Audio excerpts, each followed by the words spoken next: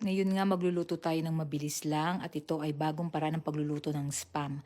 Kailangan lang natin ay pakuluin ang hugas bigas para sa sabaw.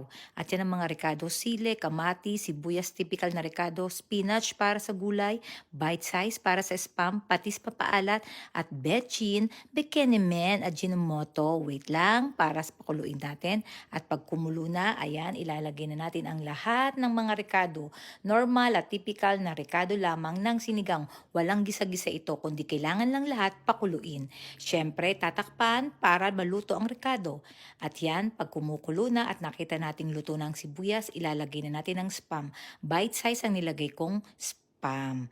Yan, halu-haluin lang natin ng konti, takpan ulit, hintayin ulit natin kumulo. At pag kumulo na, at ayan nga, kumulo na, ilalagay naman natin ang mga pampalasa. Siyempre, patis. Laging patis ang nilalagay ko para may kakaibang lasa.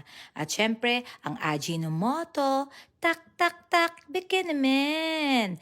Yan, mekus, mekus, mekus, mekus. Kung tawa na kayo sa spam na pinirito, itry nyo to. Mabilis lang itong lutuin at hindi nakakaumay. Pakuluin ulit at ayan, ilagay ang sinigang mix na muntik ko nang makalimutan kanina.